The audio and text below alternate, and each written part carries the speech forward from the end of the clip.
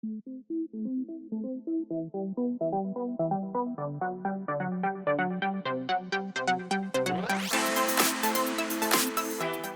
everybody, this is Graeme, and today I'm going to be looking at a game called Fyfe. Now the theme of this one is, well, it kind of looks like a beach scene, but you know, let me check the back of the box.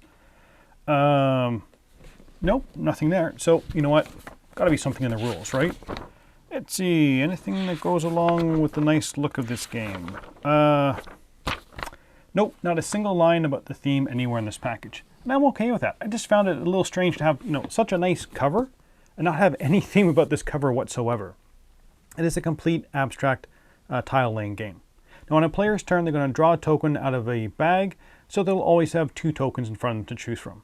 Then they must place one of them on their board. What sets this game apart from others like this is the flexible scoring. You will decide how each line, column, and then diagonal score. When you place a token on your board, if there are no scoring boards pointing towards it, you must place one of your scoring boards. So that definitely sounds interesting. Will this game live up and be like a nice day on the beach, or should it just be swept out to sea? Let's get it to the table, see how it's played, and I'll come back with my final thoughts on Fyfe.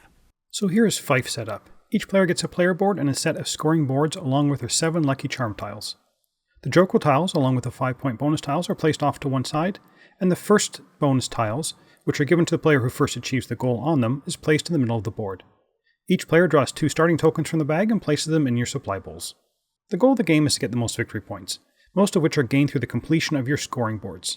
You can gain additional points for being the first player to finish a board and for completing multiple boards at the same time. And the game is played until all players have filled up all their spaces on their board with tokens. At the start of each round, if one of your 2 bowls is empty, which it always will be at the end of each round, draw a token from the bag and place it into an empty bowl. If you draw a seashell, which are lucky charms, place it to the center of the table and draw a new token from the bag. Now only 1 lucky charm can be drawn per round, any additional will return to the bag. All players then can use one of their lucky charm tiles. If you use one, you flip it over and it can't be used for the rest of the game. They're going to do various things, like allow you to return your tokens and draw 2 new ones, maybe move a token, fulfill a scoring board with 1 last matching symbol, or maybe flip a token over and place a joker tile on it. Now each player must place one of their 2 tokens onto their player board. It can go in any empty spot. Each player must ensure that at least 1 scoring board is always pointing to the new piece. If there are no scoring boards pointing to it, then you must place one of them. Once a scoring board has been placed, it is fixed and cannot be moved. You can place more than 1 scoring board per round, but at the end of the round you must make sure that the token you just placed is in a row, column, or diagonal with at least 1 scoring board pointing towards it. Now the scoring boards will always be placed with their half sun showing. Once everyone has placed their tokens, and if necessary, their scoring boards, each player will see if any of their scoring boards are complete. If they are, you flip them over, and you're going to receive points at the end of the game as shown in the full sun. If you are the first player to do that scoring board, take the first bonus token matching the board and you place it on there. If you're able to fulfill a second scoring board in the same round, take a 5-point bonus. Take 10 points if you fulfill 3 boards this round, and 20 points if you're able to do 4 scoring boards.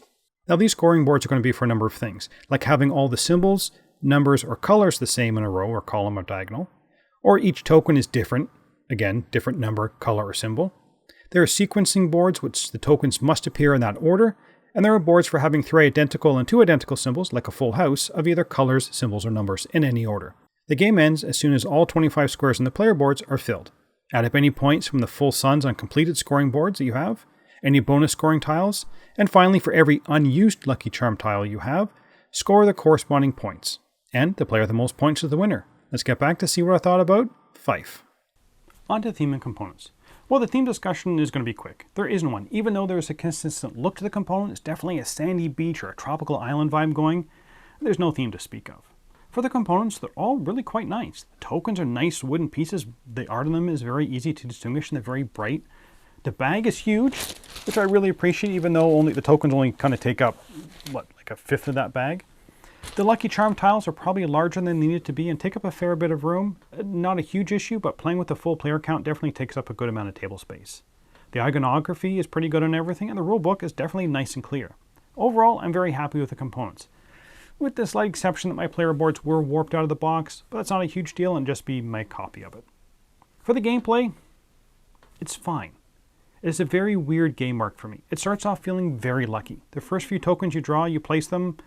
Which scoring boards do you place?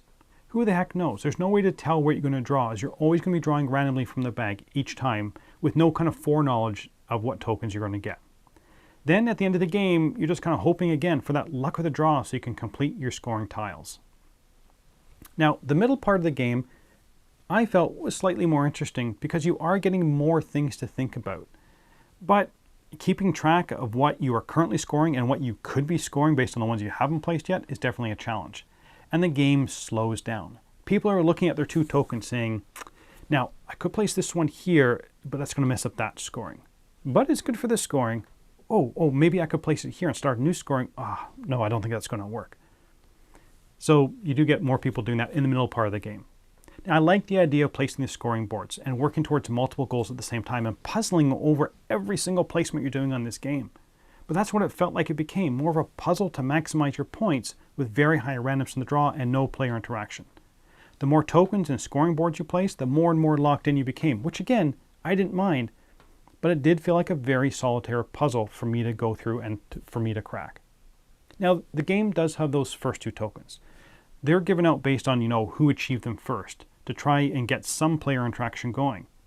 With the randomness of the draws, I'm really not sure they were needed. If you're the first to achieve a straight, for example, like the 5 through 1, I don't really think it was your planning or skill that got you that. It was more that you were lucky enough to draw the right token at the right time. And those lucky shells. I've had some games where they were just never drawn, and other games where they were pulled in the first or second round and nobody needed them or wanted to use them. I wish there was another way to activate them, maybe on a timer, like every 5 shells, every 5 pulls, you have the option to trigger one of them, or some other mechanism.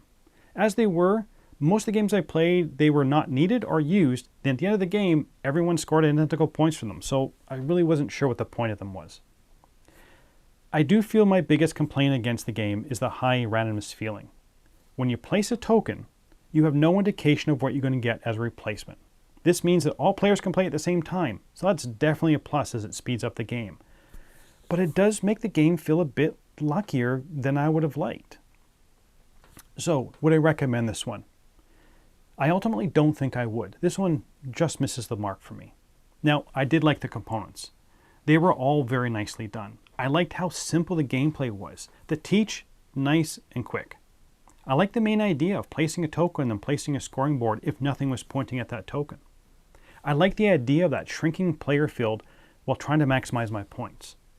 I also enjoyed that there was very little downtime. Everyone is playing at the same time.